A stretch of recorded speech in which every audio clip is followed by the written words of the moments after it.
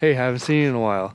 This is part 4 of the DIY budget-friendly ex-military trailer Overland camper conversion, also known as Project Tackle Box. In this video, I got a ton of updates. I went and built my own tonneau cover. I also installed this awesome rooftop tent by Amber Adventure. Lots to unpack here, so stay tuned. Let's get into it. Now, in the previous 3 episodes, I went over picking up the trailer, doing a disassembly, tackling the rust underneath, then going and doing a full drivetrain overhaul. That's including suspension, leaf springs, axle, bearings, all that fun stuff, as well as replacing the tongue on the trailer just because the old one was not safe for the road, and doing some electrical so that I have some tail lights and marker lights. So now that that's all out of the way, today we're doing some building on the trailer to get it ready for camping, or the camping stuff at least. 92.3% of you aren't subscribed to this channel. If you're enjoying this series, please consider subscribing. Thank you. Now what I have here is basically an open tub, right? That's the style of this military trailer, the M100 trailer. It's just a big open metal tub, as you can see, so anything that you put inside is exposed to the elements, and I kind of want to fix that. My plan is to build a top lid for this thing, kind of like a tonneau cover of sorts. I had some crazy other ideas of retrofitting a contractor cap, but I think simple is best, and we're going to keep it simple. And believe it or not, I have over 100 feet of this 1x1 steel that I picked up. Originally, I picked it up for just the door, but it was honestly cheaper to buy 100 feet of it, as you can see here, than to buy, I think, the 96 inches or 8 feet that I needed for the door from big box stores. So check out your local suppliers for metal, because likely you'll be able to get it for a lot cheaper and definitely more volume. And so we're going to utilize the stuff we already have. I've done a bunch of 3D modeling of different iterations of what I think is the best for this trailer, and as you can see, I got out of hand with all the different iterations. Some are just a contractor cap, some are a custom built wing door, then I got into some more sleek tops, and then obviously I have to think about how to gain access to the stuff in the trailer, given that I'm basically building a top to it. Yes, I can access stuff at the back because I did add the tailgate, but I do need to have access to everything up in the front here. So this thing's gonna have to be able to open somehow. So we're going more with like a top front pivot point open, which will give you access to the stuff inside here in the front. I got 2 more of these heavy duty dump trailer hinges, which I used the other 2 for the tailgate. So that seems more than appropriate for this top. And then I also picked up some heavy duty gas struts, and that'll be more than enough to support the door when it's open and stuff like that. Just give some assistance opening the door, or the top, the lid, the top, lid, cap, not sure what to call it yet.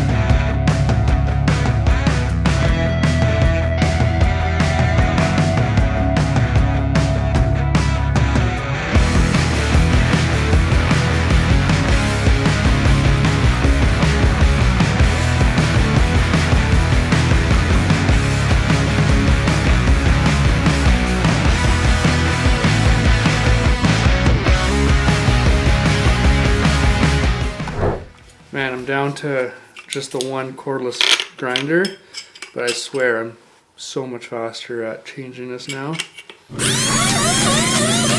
And time.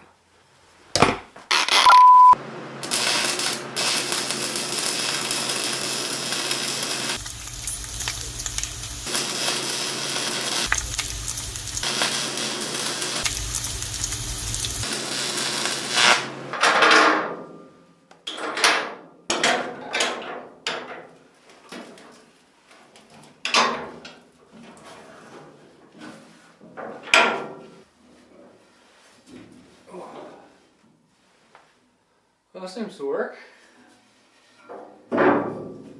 Awesome. Starting to make progress.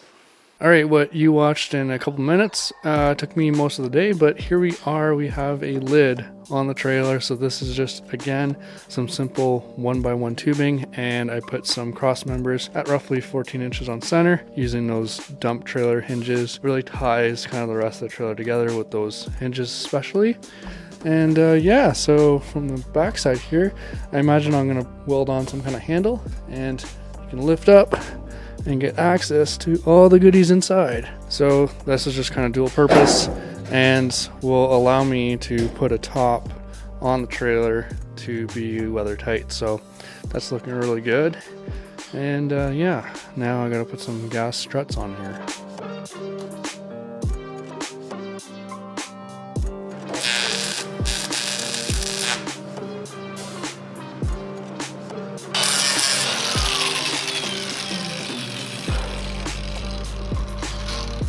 Okay, we have a gas strut door opener top cap thing. It is not quite dialed in yet, but it is kind of working, so I'm pretty excited about this. These gas struts are not to be messed with. Like, I can't pull this down with one hand, so I'm hoping that over time, with a lot of weight, that they'll, you know, kind of find their form.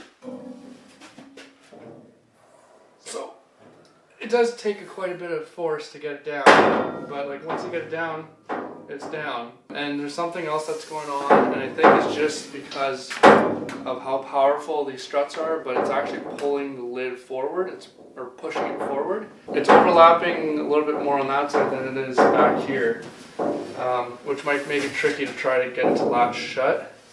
So I might put some weight on here and hold it where I want it and see if the struts kind of find their place. But as far as function goes, I'm pretty happy with that. Not too shabby. So it's actually flexing the frame, which is quite unreal. And so it's kind of creating a concave shape with all the forces. And like I can put my finger in behind this bracket here, which should be touching. And is touching here, like it's pinched between the metal there, and so it's actually like pulling the tub of the trailer like inwards and then pushing the frame outwards, if that makes any sense. Some reinforcement that's going to happen here, add some more bolts and a spreader bar across to spread that load or distribute that load, and hopefully that works. And over time, as these struts get worked in, this door will line up more properly with the edge of the trailer. It lines up bang on the edges, on the outside corners. Just the front and the back is not quite happy yet. So yeah, just some finagling, figure it out as we go here.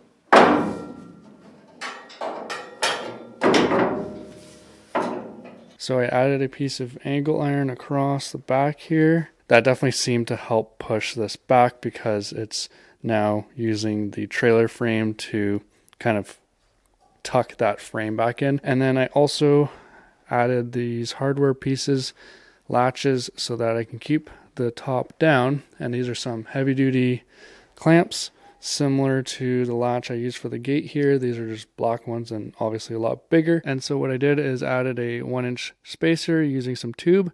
I welded the bolts so that when I screwed on the nuts, the bolt on the inside, which is now not accessible, would not spin. And so that worked really good.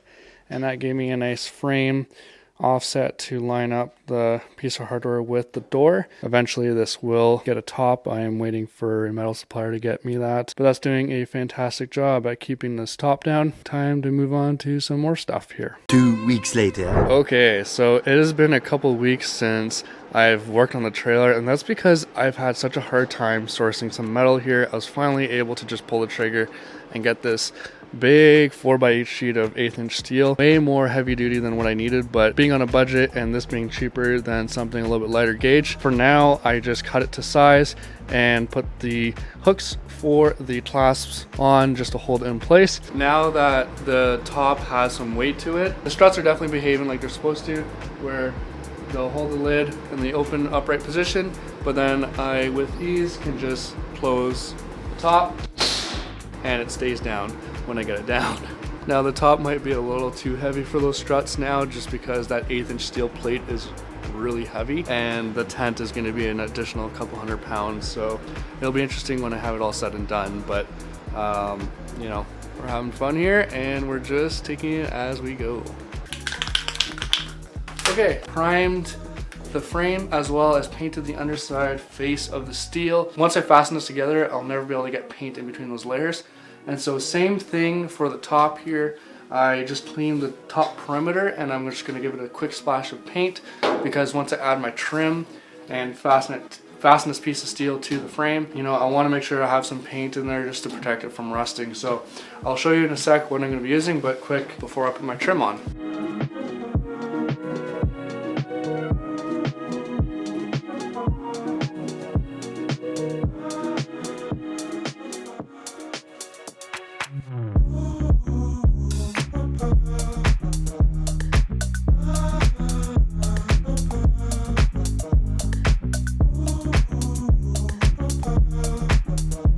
This is some 1.5" aluminum angle and 1/8" thick. Again, way thicker than what I need because I'm just using it for trim. It's the only thing I could find local to me, and everything else that was thinner gauge, online shipping, it just made more sense to go pick this up local. I got 32 feet of this stuff for $100. I think that's pretty good. As you can see, that's kind of the plan here. I'll be mounting this to the lid, doing some nice miter joints. Then I got these big heavy duty rivets that I'll be securing this through the lid, through the frame, and essentially sandwiching all that together, and that'll give a nice clean look.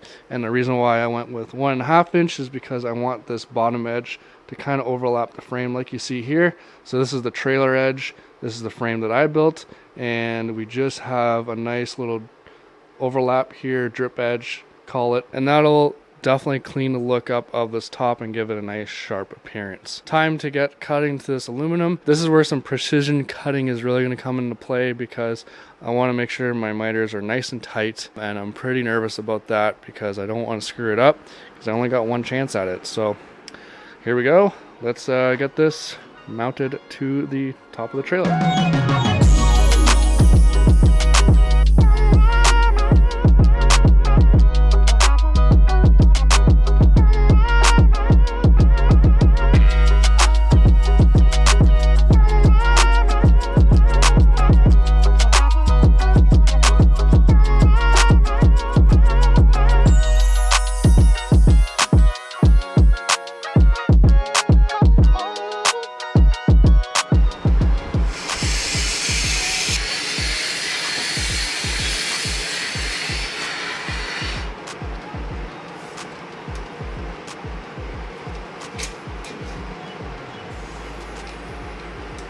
Got my trim on. I cut all my nice mitered corners nice and tight to freaking perfection. Believe it, I didn't screw up my mitered corners. Doing a bunch of fitment here, I just taped the corners so that they stay nice and tight. I marked out all the spots where I'm going to do some pilot holes for my rivets, and that's how I'm going to install the trim and basically sandwich the trim and the sheet metal with the tube frame of the top of the trailer. And I'll put some sealant and all that so that it's nice watertight, and it should last many years.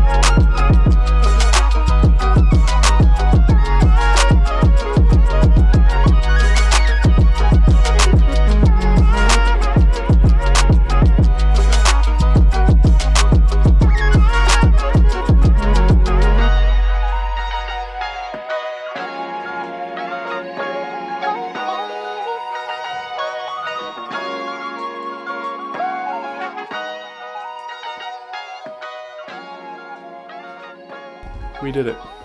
I got this lid finished. Okay, I still got a couple things left to do, but it is pretty much done. Time to think about rooftop tent and how I'm gonna mount it to this thing. So huge shout out to Amber Adventure for supplying this tent, get me to try it out. I got to meet the owners for the first time during a winter camping event. A few years ago, one of my videos is camping Overland. They're awesome folks, super passionate about overlanding. This is the cabin style rooftop tent, so it's a side fold out and has enough room for 3 people, a family of 3. Accessories included are a ladder, shoe bag, some tension poles, as well as some rooftop load bars. It's a unique style tent, and I highly suggest you check out the link down below because they don't only just do rooftop tents, they have some high quality weatherproof totes, camping chairs, camping accessories, pots and pans, things like that. Let's get into cracking open this box here because there's some goodies inside, and I'll show you basically the process of setting this up, the mounting process onto a vehicle or trailer. It's kind of universal. Yeah, let's get into it.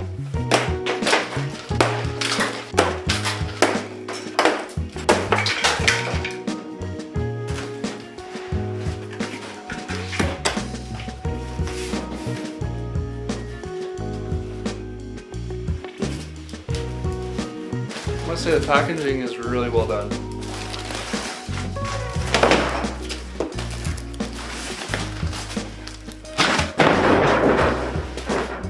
Oh.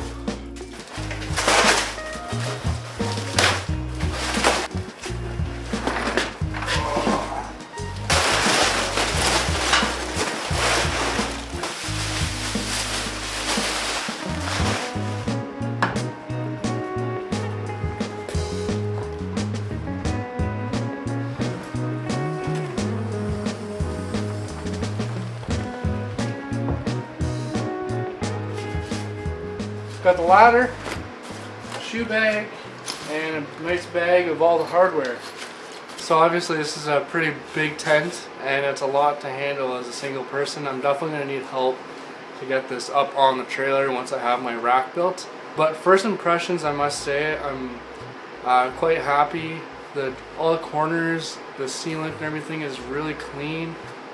All the hardware is really nice. Everything is just solid. It feels very solid. So, yeah. Nice rubber gasket.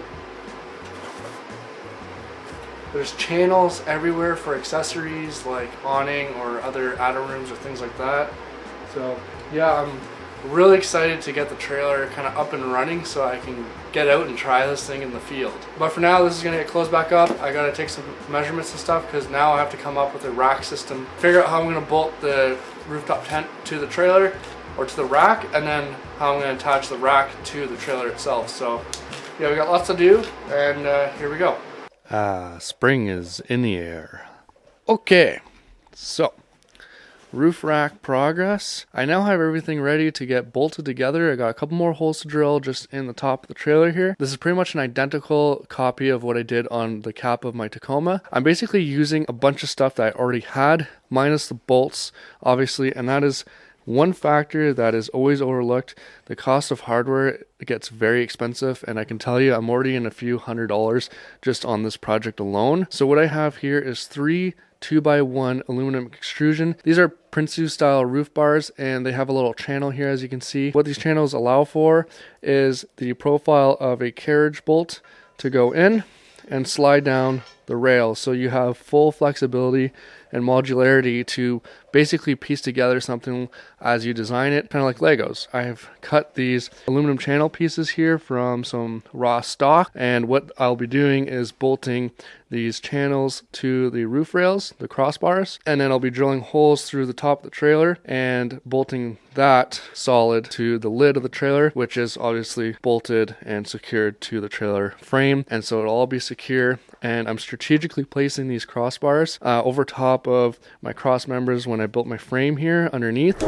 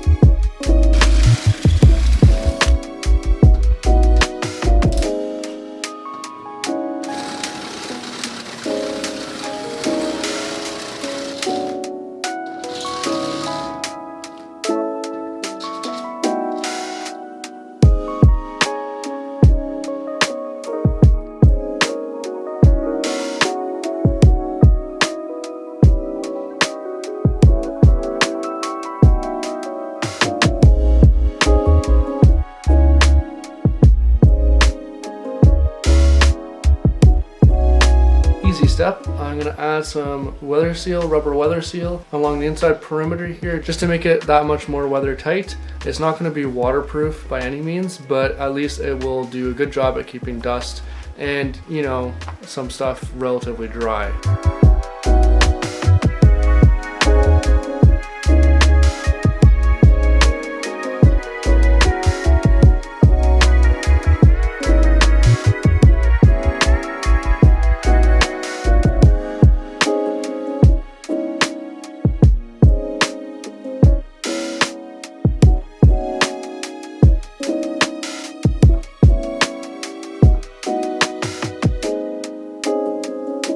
I'd like to introduce Flannel Go, a new startup online apparel company. They reached out to me and wanted me to try out some of their flannels, and I was more than excited to, because if you know me in person, I pretty much wear flannel or plaid every day of the week. It doesn't matter what the occasion is, with maybe the exception of my wedding day. So what I've been wearing for the duration of this project is this mid-weight Timberline flannel, as well as this corduroy jacket, and these now have become a staple wear for when I'm working in the shop. I really like the little accent details that they go above and beyond on the shirt. It's a nice rugged material, also soft and flexible. When it comes to fashion, I am probably the least interested person, but when it comes to flannels, I do take them pretty seriously, and so does Flannel Go, so make sure to check them out. Are you ready? No! There's no way I'm gonna be able to do this. I don't know. Got it?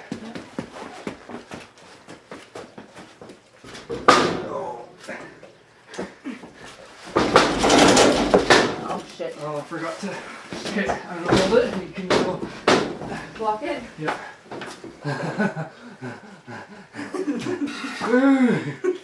Okay.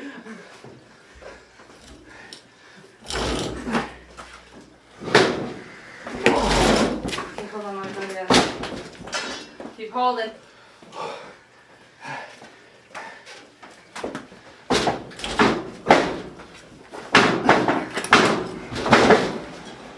Oh, baby.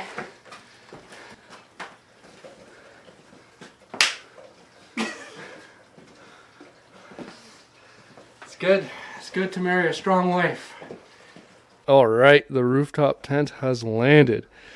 Yeah, definitely a two-person job. Now, let's take a little peek on how this is all going to get assembled. So I got my crossbars going perpendicular to the rails on the tent, as you can kind of see underneath there. And then what goes in that profile are these aluminum channel pieces with a T-bolt on the other side of the roof rail that I put on the trailer. This piece will get installed and sandwiched in and keep the tent secured to the trailer. Sounds easy enough.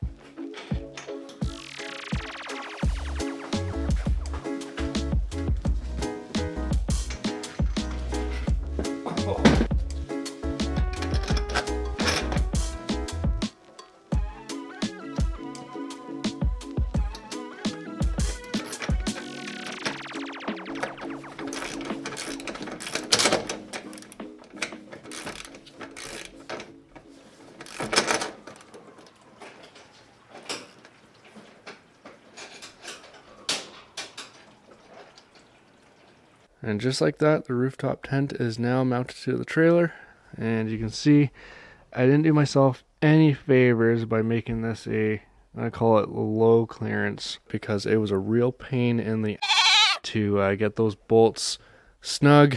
Just getting your hands up in there, it's definitely not easy to work on. It's one of those situations where you're cussing out the designer or engineer, and meanwhile you're the person who designed it or engineered that. Yeah, I'm the one to blame for that. Now, one disappointing thing is this lid is no longer liftable without much force. You know, I kind of seen that coming, given the fact that I added a super heavy cover to this. It worked perfectly without a tent on it. It was still heavy to lift up, but I knew the second I added a bunch of weight to it, it was just going to be way too much for it. And this rooftop tent, I believe, it weighs over 100 pounds. It might be closer to 200 pounds. It's a big tent. I can't lift it with using these handles. I can barely move it. If I open the gates and get in here with my shoulder, I can lift it. Oh, but it's heavy. Oh. Oh. Yeah, I would call that no bueno. But in reality, I just wanted a lid to keep whatever's inside out of the dust and out of the water. It's not often likely that this would be open anyways because you have a rooftop tent, and the second you open up the rooftop tent, it kind of doesn't let you open up the lid too easily either. I am starting to regret a little bit about how I'm phasing this project. My master plan was to build sort of the outside and then work my way in. And obviously now that I can't keep this top open with ease, outfitting the interior, so slides and drawer slides and things like that, do my electrical system, is going to be a little bit more challenging. And that being said, let's get out in the field and bring this thing out for its first test drive.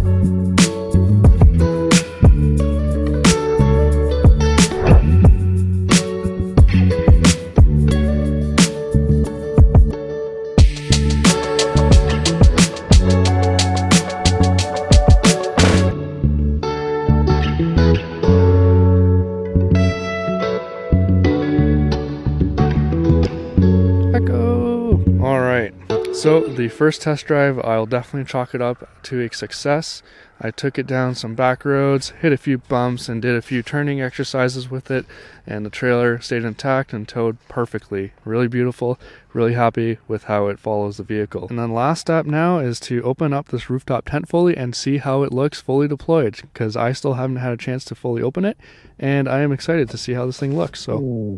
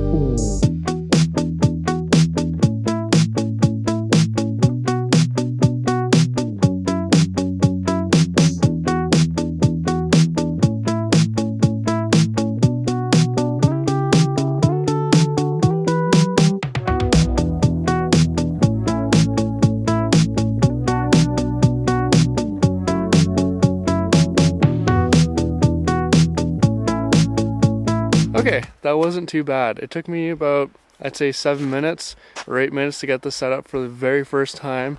I'm sure I'm going to be a lot more efficient the next time. There's some guide poles that you just need to put out for the awnings, set up the ladder, and you're off to the races. You're set up, your bed's set up, your shelter's set up. My first impressions on this tent fully open, I am so excited.